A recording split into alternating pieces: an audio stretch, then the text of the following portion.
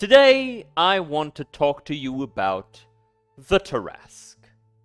Now, the Tarrasque is quite an interesting creature, as it was created with the express intent of killing the party at the end of an adventure. It was created to be invincible. Regeneration, magic resistance, as well as magical deflection, the ability to hit pretty much anyone, no matter how advanced or how powerful their armor might be, the ability to resist pretty much any attack, no matter how powerful. The Tarrasque is, by all intents and purposes, undefeatable. Or isn't. You see, in older editions, the Tarrasque had numerous immunities, not just to charm and frightened effects, but also to pretty much anything psionic, anything that would affect its mind. It was immune to it. And pretty much any physical attack, it was highly resistant, and this does include elemental magics, and fire and poison could not harm it whatsoever. Not even this much. Really, just couldn't even harm it. However, over the years, starting with 3rd edition, and then 4th, and finally 5th edition, the Tarrasque has been downgraded from a game-ending threat no matter what, to something that is reasonably fightable. In 3rd edition, it was quite powerful, but then again, so were players. A max-level party was essentially onto a troop of demigods, and so when faced with a mighty Tarrasque, they stood quite a chance. In 4th edition, meh. And in 5th edition, well, a lot of people say that the Tarrasque is essentially a joke. Pretty much incapable of standing up to a group of fully kitted out level 20 adventurers. Now keep in mind, pretty much everything in the monster manual of 5th edition is balanced around two things. Number one, the party has either no magical items or at the most 3 magical items each. And the party is not using over-the-top homebrews. Oh, also, I forgot to mention, 4 people. That was the other thing that I wanted to say, but like I blanked out, and so that was a problem. But so because the Tarrasque was balanced around a party of 4 using at the most 3 magical items each, it's not as strong as its previous iterations. It doesn't have regeneration. Its attacks don't bypass resistances. Hell, it doesn't even automatically deflect magic. There is a very good chance that a magical spell that is thrown at it will not be deflected. But today, I want to sit here with you all and look at the wiki page for the Forgotten Realms, and then I want to look at the sheet for the Tarrasque, and then I want to talk to you guys about what I would do in order to make the 5th edition Tarrasque more in line with what is expected of it. So, let's get started. Alright. So, the Tarrasque was the most terrible creature known to inhabit the prime material plane. The beast was a full 50 feet, 15 meters tall, and 70 feet, 21 meters long.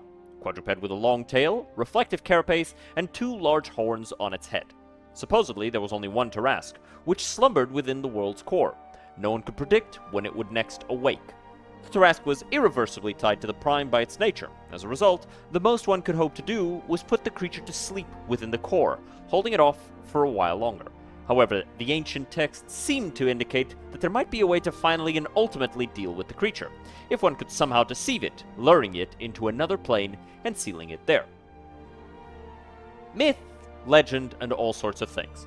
When someone says, by the way, to trap it inside of a world's core, that is to cast the spell Imprisonment, as that is exactly what that spell does. It takes the person, puts it inside of a little pocket plane, and then shoves that pocket plane inside of the core of the world that you are residing in.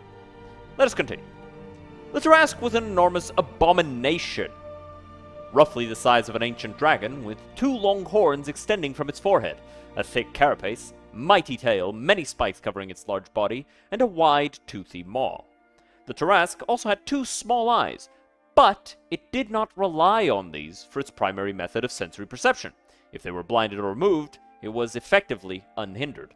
The Tarrasque was impossible to frighten or charm, and had resistances to every kind of damage imaginable.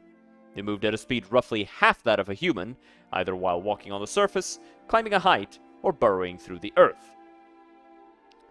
Although the Tarrasque was indisputably a force of pure destruction, it was not truly evil, or even chaotic by nature, lacking the consciousness necessary for it to take a moral stance. As a result, it was merely neutral in alignment. Alright, so from this we can ascertain a number of things. Number 1, all that I said before regarding his resistances and immunities remain the case as per the written canon of the monster. It is highly resistant to all kinds of damage, immune to mental effects such as frighten and charm, relatively slow, which is a problem. Speed is rather big, right? If a creature like this truly moves at half the speed of a human, then it can't really threaten much. The average level 20 fighter with a mobile feat could reasonably defeat it by himself. But let's continue. The Tarrasque had many unusual abilities gifted to it by its creators. Among the most terrifying of these was its ability to ignore any natural resistances its victims had, cutting right through them with its deadly attacks. It also had the ability to dramatically hinder the ability of creatures within 200 feet, 61 meters of it, to fly, reducing their speed substantially while also bringing them down to a maximum altitude of 20 feet, which put them within the beast's reach. This is known as the no-fly zone. Unfortunately, if I'm not mistaken, this has never been implemented in-game, which, in my opinion, is a bit of a shame. The Tarrasque had the ability to instill nearby creatures with terrible fear, rendering them incapable of action. It was also immune to the ill effects of fire, poison, or disease, generally immensely difficult to injure. Some scholars even claim that they were immune to all manner of psionic attacks. So, on top of everything that we've talked about before, it also has the ability for this supernatural fear, which, quite an impressive thing, considering pretty much the only other creatures that have such a thing are full dragons, specifically adult ones. Then again, this is meant to be the strongest beast of the Prime Plane, so it makes sense that it would have some of these abilities. And it is theorized, I guess, by some scholars that he was immune to psychic abilities. Alright, we will keep that in mind. All of these things are important, as is especially this bit of text here, where it states that its attacks would ignore resistances of its victims. If you'll recall the 5th edition sheet, we haven't looked at it yet, but if you know anything about it, you would know that he does not have any such ability. This is important, as it really does add to the offensive capacity of the Tarrasque. Let's go into the history of the Tarrasque a bit. Let's talk about its appearance throughout the lore of the Forgotten Realms and Toril, as well as its appearance in books and the like. The history of the Tarrasque was controversial. Most persons were wholly unaware of the Tarrasque's existence, and those that did know of it were unsure about its origins, which they surmised to be, "I appreciate the follow, Grass Hunter. Welcome to the hill. I hope you're enjoying the conversation." Which they surmised to be from anything from its actual creation to it being the weapon of an ancient and evil cabal of wizards. Most dismissed these theories, however, as unproven musings. More important was that the Tarrasque rarely left evidence or witnesses, so dangerous was its nature. Some sages argued that the Tarrasque was created by the Primordials as a weapon of destruction during the Dawn War, with the purpose of undoing the stability instilled in the world by the gods so that the Primordials could remake it. Fortunately, the Primordials created only one Tarrasque. Another theory was that the Tarrasque was but one specimen of an entire population of the creatures living on the planet Falx, which was located somewhere in another crystal sphere. Falx had several hundred creatures that were either the same species as the Tarrasque of Toril, or else an unfortunate example of convergent evolution. Let's look at Falx for a sec. And is there anything else here important? According to this view, Toril's Tarrasque had simply been transported or summoned to Toril from Falx in ancient times. So, let's look at a bit of the history of Falx. This is the crystal sphere of Falx. Crystal spheres, for those who do not know, are D&D's version of solar systems, essentially. In D&D, space is composed of a sea of phlogiston, which is a highly flammable material, which requires special magical ships to traverse, and planets and the like are contained inside of crystal spheres that float in this phlogiston. But let's read on. From space, Falx appeared like a featureless white sphere. This was a result of constant, thick cloud cover which masked the barren landscape below. Where is Falx in all of this? City, illithid outposts, catastrophe basin, dry sea, another dry sea. Is this meant to be like the globe of Falx? Might be, and these are like seas. Okay. So this is all land, and this are its seas. A couple of illithid outposts, there's a city, some hills here, and brain in the skull. I don't know what that means. I'm sure for Spelljammer connoisseurs, this is a little bit more meaningful. Population of illithids, orcs, goblins, dwarves, drow, myconids, and aboleths. So, planet was roughly 10,000 miles in radius, with a circumference about 2.5 times as large as Toril's at the Equator. The nearly perfectly round planet had a day length of 30 hours. Falx had no magnetic field, so compasses were useless there. Because of the thick cloud cover, it was never very bright during the day, and at night it was utterly black. The dim daytime sky of Falx was green-blue because the clouds absorbed more red light than a planet such as Toril. Falx had a thicker crust than most other planets of its size, with a smaller central core of nickel and iron. This led to less volcanic activity than other Earth worlds. No active volcanoes, hot springs, or other geothermal features. The surface was relatively flat, with smooth hills but no substantial mountains. The change in elevation from the highest point to the lowest point on the planet was only 8,000 feet. The planet showed evidence of previous meteor strikes in its history in the form of craters. These craters were postulated to have once been filled with water. The three largest such basins were called the Dead Sea Basin, the Firestrike Basin, and Catastrophe Basin. Since all such seas were now dried up, the planet consisted of a single continent. In fact, there was no permanent liquid water anywhere on the planet. All water was found in the heavy cloud cover or deep beneath the surface. Below the surface, there was evidence of ancient volcanic activity in the form of massive networks of hollow lava tubes and subterranean takes filling massive caves. Climate like Toril, the axis was tilted, granting seasons to the planet.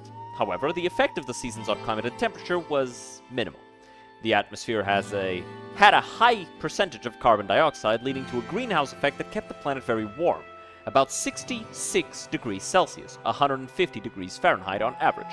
The temperatures were even hotter, yada yada yada. Basically, this is a desert world, highly inhospitable, no water or no liquid water on the planet, and basically too hot for pretty much anybody to live there comfortably.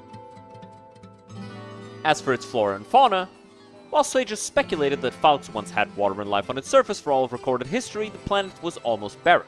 Only notable surface flora were called carpet mosses because of their appearance and feel. These mosses formed colonies that could reach hundreds of feet in width and were mobile. Most were red or orange in color, but there were many distinct species. All animal life was approximately reptilian. Most of these small animals were under a yard in length and had 4 legs, but some also had 6 or 8. Most were venomous scavengers who fed on both mosses and other lizards. There were many varieties, such as the Falx imbo. While the smaller animals and plants survived the heat and winds by hiding, the other major type of life form was simply large enough and powerful enough to resist such hazards.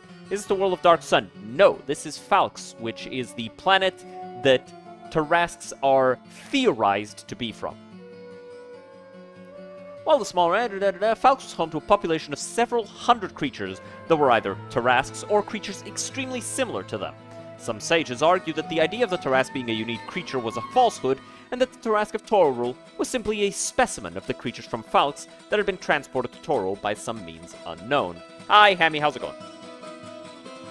All sentient life forms on Falx lived below the surface. By far the most populous of these were illithids, although orcs and goblinoids also had a limited population. These latter two groups were used by the Mind Flayers as slaves and food, also a relatively large population of myconids. Rumor existed of other sentient life below the surface, including maroon populations of dwarves and drow, and even reports of aboleths in the deepest, watery reaches of the planet. But yes, this is not the setting of Dark Sun, as the setting of Dark Sun is a planet, if I'm not mistaken, populated by giants. Or at least half-giants. But today we're talking about the Tarrasque. And so this is the planet that Tarrasques are theorized to hail from, or at least a species that has evolved into something that is very similar to a Tarrasque, both in appearance and features. A unique Tarrasque, back on Toril, known as the Sleeper, dwelled in the continent of Katashaka in ancient times. She was worshipped and fed sacrifices by the ancient Tabaxi tribe of humans, and reigned over their lands. In Tabaxi legend, one season the Sleeper desired vengeance against an ancient enemy and summoned the greatest warriors of the 9 tribes to follow her into battle. In Mair Shauk. Apparently defeated, the Sleeper returned in a rage and went on a rampage on the night of feasting, before finally returning to sleep. She would awaken 23 more times, even more angry and hungry. Finally, on the next night of feasting, at the end of a millennium, the next sacrifice, Oya was blessed by Ubtao and empowered with magic right before the Sleeper awoke and came to devour her. But she used the magic to halt, crush, and slay the Sleeper. In the final years of the First Empire of Netheril, a Tarrasque's lair, known locally as the Lair of the Sleeping Beast, in what would be southwest Anauroch, was under heavy guard by Angart barbarians, whose shamans' prophecies told of the beast's imminent awakening. In the year of Sundered Webs, adventurers hired by the arch-wizard Karsus came to cut out the Tarrasque's which was to be used as a spell component for the casting of Karsus' avatar. A gold dragon named Dracolnobalan, who protected the Angart tribe, provided the adventurers working for Karsus with a liquid that she claimed would keep the Tarrasque from waking again once applied to its body. In the year of the prince, 1357, a mage summoned a Tarrasque through a ritual that required the heads of 7 adult dragons to complete. It was defeated by the crew of the realm's master. So, already, we have 3 instances of separate Tarrasques. One, the Sleeper, which was slain. Another, the Tarrasque of the Lair of the Sleeping Beast, which was put to sleep permanently. And much later, much later, a Tarrasque that was outright summoned and then promptly defeated. Now, in terms of the ecology, the Tarrasque is an eating machine, capable of swallowing creatures of roughly giant-sized whole. When roused, it would, by its design, eat quite literally the entire world, including plants and animals. Fortunately, it would only be active for a week or two before it returned to its slumber to sleep for 5 to 20 months, although once every decade or so, the Tarrasque would stay active for several months, after which it would sleep 4 to 16 years, unless disturbed. Legend had it that one could yield a vast number of gems from a Tarrasque's upper carapace by treating it with acid and then heating it in a furnace. Other legends spoke of dwarven blacksmiths being able to forge metal from the Tarrasque's underbelly by mixing it with adamantite and the creature's blood.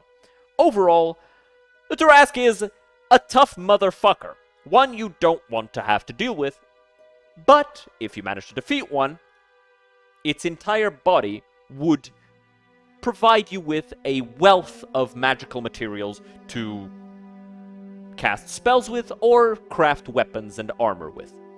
So, we've seen a number of interesting abilities for the Tarrasque, and we have some idea of its nature.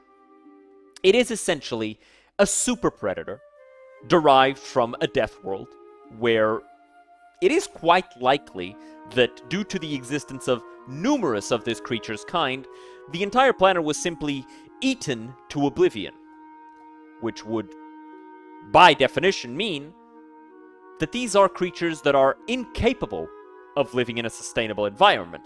However, they are, by their very nature, so impossibly hard to kill that they are also equally impossible to starve to death. Unless, of course, all of the ecology of that death world has, to some extent, adapted to the existence of the Tarrasque, and they simply generate so much of themselves in that desert that they are able to provide not just for themselves, but also for the Tarrasques. It's also likely that the Tarrasques can simply consume each other for the necessary nutritional value. Or they simply subsist on some other form of nutrition, perhaps something magical of some kind. They are possibly immortal outright and generate their own caloric and nutritional value by virtue of their magical nature, which would lend itself quite neatly to them being true monstrosities.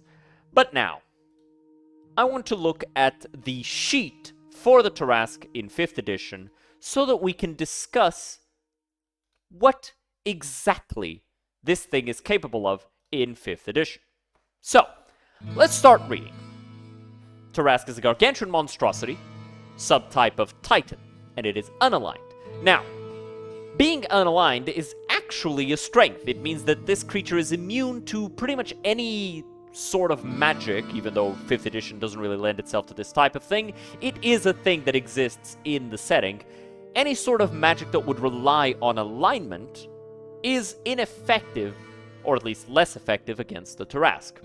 It has an armor class of 25, which is the most armor class of any creature in the game. Nothing has more armor class than this, unless it's made with homebrew.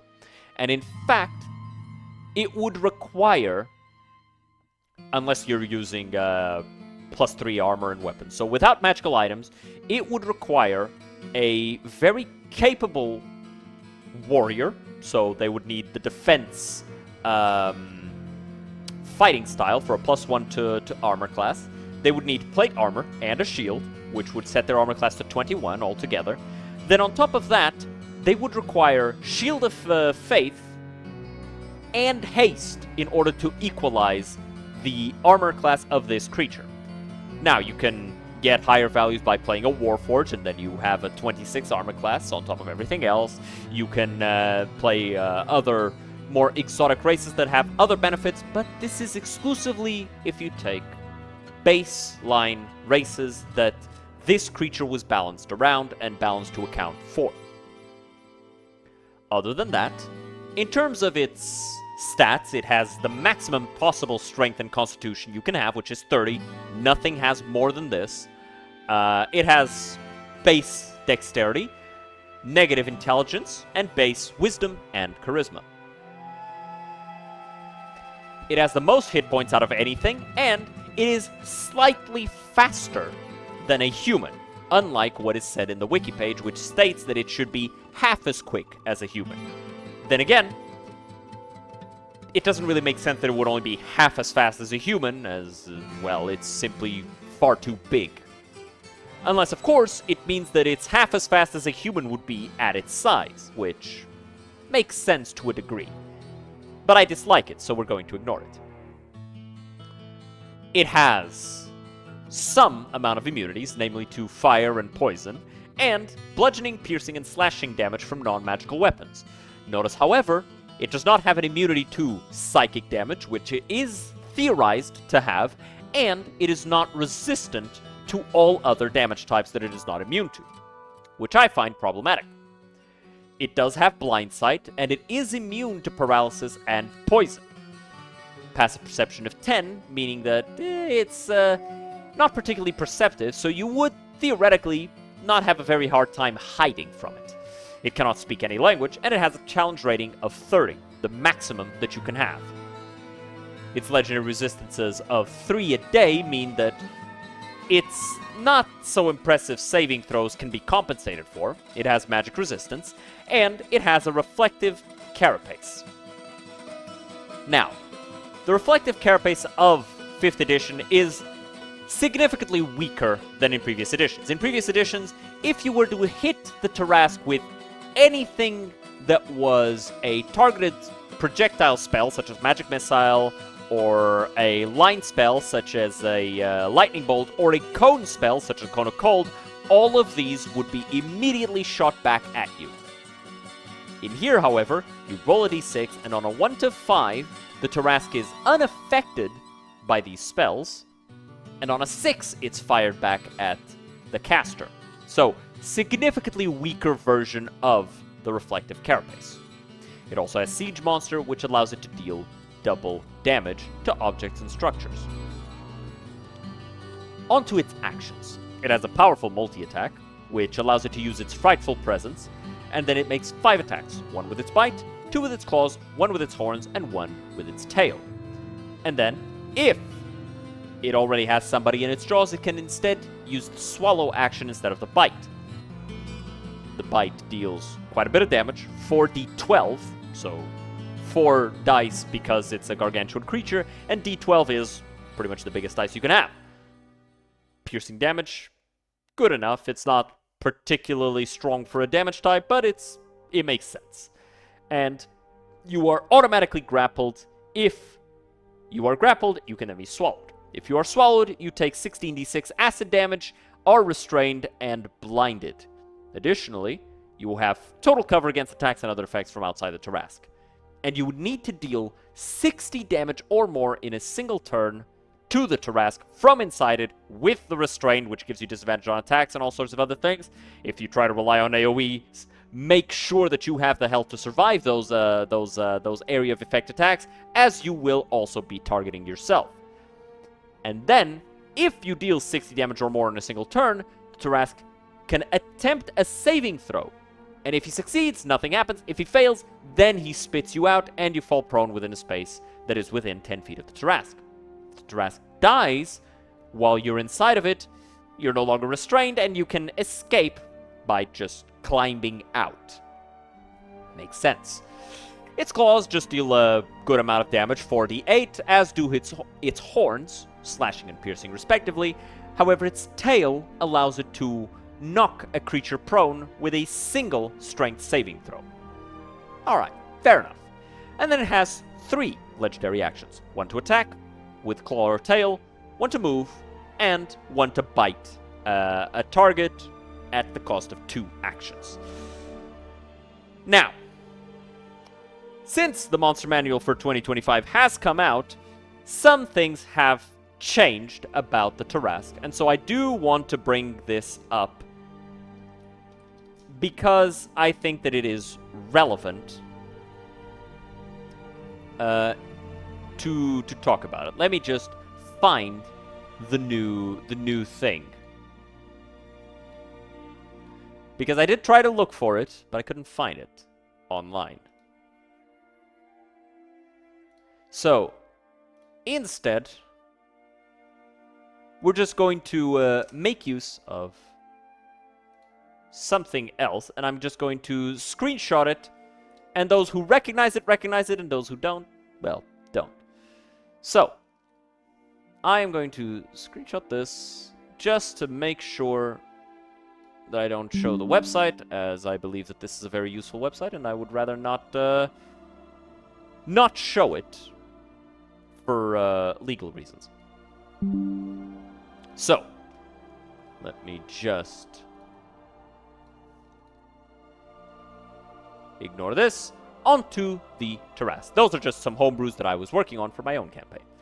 So, this is the Tarrasque of the 2025 Monster Manual. As we saw before, it has the same armor class, has slightly more health, but it's a lot faster, 20 feet faster, has a burrowing speed of 40 feet, and has a climbing speed of 60. It is now proficient in perception, has resistance to bludgeoning, piercing, and slashing no matter what, immunity to fire, poison, has the additional immunity to deafened, and now has 3 additional legendary actions. Now, legendary resistances, I mean. I believe that resistances should simply state all, as they should be resistant as it, not they, because technically there's only one Tarrasque on Toril. It should be resistant to all types of damage. This creature is meant to be unbeatable. And it should have immunity to psychic attacks. On to its actions. Now, 2025's Monster Manual has simplified a lot of creatures, and I think in a very good way. It takes away a lot of different attacks that don't really do anything outside of just dealing different damage types, and simplifies them into a single thing. Now, this Tarrasque, rather than 1 bite and 4 attacks, has 1 bite and 3 attacks, using claw or tail in any combination. It also has the ability to roar so loudly that it deals a lot of damage, deafens, and frightens creatures until the end of its next turn. This is a very powerful ranged attack. But I find that this is a downgrade. It can now bonus action swallow, so it can bite and swallow on the same turn, which is nice. And its legendary actions have now been made more concise. It can no longer bite as a legendary action, but now it can move and attack as part of the same legendary action, and it can now move a full 60 feet, and as it does so, it can automatically break the concentration of any medium... Oh wait, no. All creatures in the area lose concentration, and medium or smaller creatures are automatically made prone within a 60-foot radius. He can only do this once a turn, though. Or once per round. So there's some amount of balancing involved here. That being said, I would add an extra attack to here. And probably replace the tail attack. I'd combine these two, so 48 damage, and if you are hit, you are made prone automatically. And then I would give the Tarrasque the ability to throw or shoot out some of its spines. This was an ability that it had in 3rd and 4th edition that was taken away for 5th edition. In Pathfinder 2 and Pathfinder 1, it does retain this ability, mostly because Pathfinder 1 is basically 3rd edition, and Pathfinder 2 is 3rd edition, basically. But mixed and matched a bit with 5th edition. Whatever.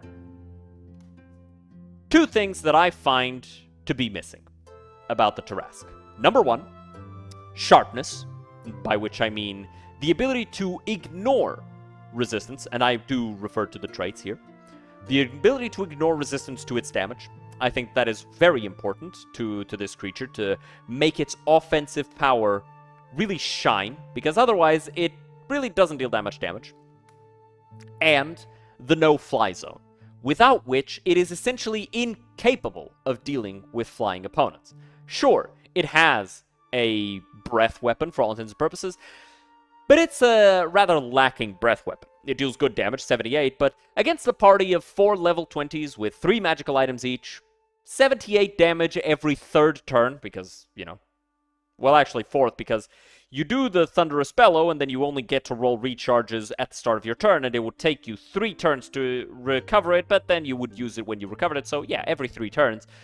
78 average damage every 3 turns doesn't really do that much. You have more than enough time to heal, and if you are just using some form of flight to stay away from the creature, you can reasonably deal with it without it being able to deal with you in any way, shape, or form. That's why I would add the no-fly zone, and also the spines, so that it can attack at range. That being said, I think that this is a marked improvement. The only changes are what I said, but I'm going to write down those specific changes, and maybe, who knows, somebody from Wizards of the Coast will see this and think, this guy's all right. I like what he's saying. I agree with him, and I'm going to change things to match his vision rather than my own. Who knows? But let's do this. And so, let's call this How to Fix the Tarrasque. Number 1, no fly zone. Creatures within... let's actually call this... Let's actually organize this by the same metric as what's here. So, resistances, resistance, all damage, immunities, psychic damage. This is just things to add to the Tarrasque, basically. There's nothing that I think should be taken away, only things added on because they are missing from the creature. So, we should add resistance to all damage, and we should add psychic immunity, psychic damage immunity. Other than that, traits to add include no fly zone. Creatures within 200 feet of the Tarrasque have their flight speed with a flying speed, or yeah, have their flying speed halved. Sharpness. Attacks or damage from attacks made by the Tarrasque ignores resistances. That's it. Just these two abilities added on. And actions to change. Condense claw and tail into a single attack. Rend, 4d8 plus 10 slashing damage. Creatures of huge size or smaller have the prone condition. Let's use the same language. Add ranged attack. Spines, let's say 3d8 plus 10 piercing damage. Range, let's say 120 to 480, which I believe is the same as a heavy crossbow. And let's also say target's speed is set to 0 until the end of the Tarrasque's next turn. This actually has the effect of causing flying creatures to immediately fall down to the earth, which does make the Tarrasque quite dangerous against flying opponents, which is the thing that makes it's the thing that makes the Tarrasque the weakest. I'm adding these. Plus 19 to hit. And there you go. And these are the major changes that I would make to the Tarrasque if I was running him. And these are the major changes that I have when I do run him in my own game. I haven't run him yet. I haven't had the opportunity. But I always have him in the back of my mind. I was like, if these guys piss me off enough, the Tarrasque is going to appear, and these are the things that he's going to have on top of what it already has. So, I hope that this was informative. I hope you guys enjoyed our little exercise. And I hope to see you again next time. Have a good one. Cheers. Make sure to like and subscribe. I'll see you next time. I might make a more condensed version of this, a more edited, more fixed up version of this. But right now I'm still working on the magic item video. I just haven't been able to sit down and edit it because I'm just really bad about that stuff. I just keep procrastinating. But hey, that's what it's all about. It's all about procrastination. So, with all that being said, I'll see you guys next time. Have a good one. Cheers.